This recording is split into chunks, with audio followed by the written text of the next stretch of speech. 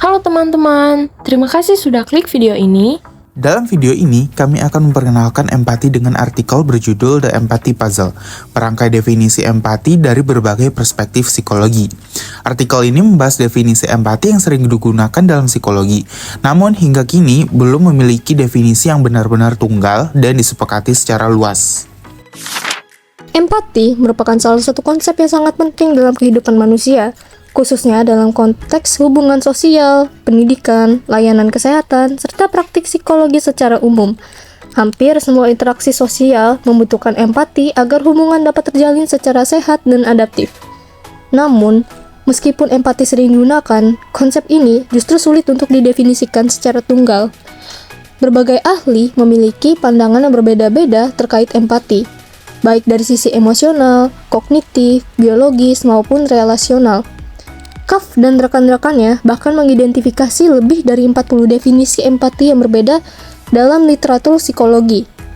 Perbedaan definisi ini dapat menimbulkan kebingungan, baik dalam penelitian maupun dalam penerapan empati di kehidupan sehari-hari. Oleh karena itu, diperlukan kajian yang dapat merangkum dan mensintesis berbagai pandangan tersebut agar empati dapat dipahami secara lebih komprehensif.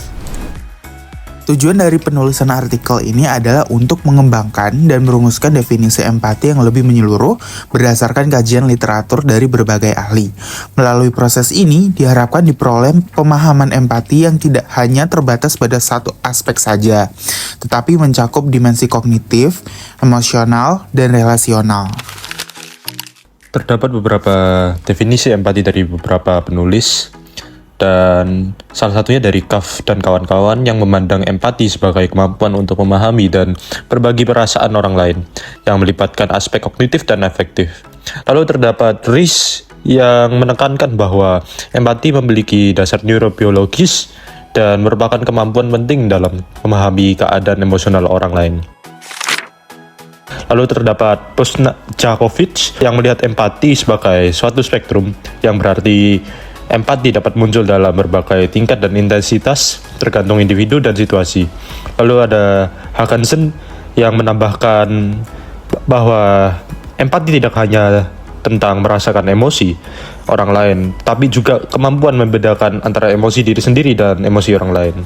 Sementara itu, Lewis dan rekan-rekannya menekankan bahwa empati sebagai proses relasional dua arah yang melibatkan keterhubungan, pengakuan bersama, dan intensionalitas bersama dalam interaksi sosial.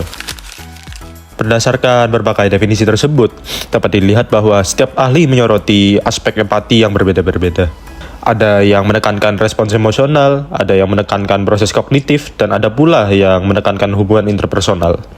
Namun secara umum terdapat benang merah yang sama, yaitu bahwa empati melibatkan kemampuan memahami perspektif orang lain, merasakan emosi mereka, serta merespons secara adaptif.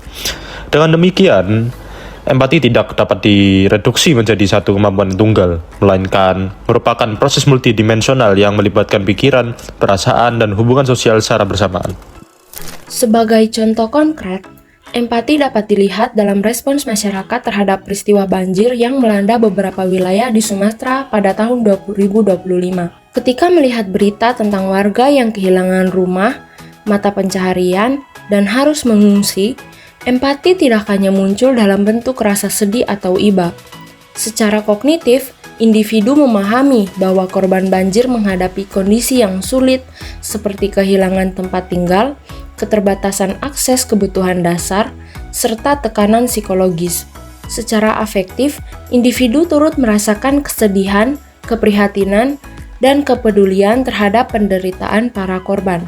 Namun, empati yang adaptif juga melibatkan self-other differentiation, yaitu kemampuan membedakan emosi diri sendiri dengan emosi korban. Dengan demikian, individu tidak larut secara berlebihan dalam emosi negatif, melainkan mampu merespons secara konstruktif, misalnya dengan berdonasi, menjadi relawan, atau menyebarkan informasi yang membantu. Contoh ini menunjukkan bahwa empati bukan hanya tentang merasakan penderitaan orang lain, tetapi juga tentang bagaimana pemahaman dan perasaan tersebut mendorong tindakan yang peduli dan tepat dalam konteks sosial. Berdasarkan hasil analisis dan sintesis dari berbagai definisi, artikel ini merumuskan empati sebagai kemampuan individu untuk memahami dan merasakan keadaan emosional orang lain secara sadar dengan tetap membedakan diri sendiri dan orang lain, serta mendorong munculnya respons atau perilaku yang bersifat peduli dalam interaksi sosial dan hubungan interpersonal. Definisi ini diharapkan dapat mencakup aspek kognitif, afektif, dan relasional secara utuh. Sebagai kesimpulan, empati merupakan konsep psikologis yang kompleks dan multidimensional. Empati tidak hanya berkaitan dengan perasaan, tetapi juga melibatkan proses berpikir, pengaturan diri, serta keterhubungan dengan orang lain. Pemahaman empati yang komprehensif sangat penting karena empati berperan besar dalam membangun hubungan sosial yang sehat, meningkatkan kepedulian terhadap sesama, serta mendukung kehidupan sosial yang harmonis.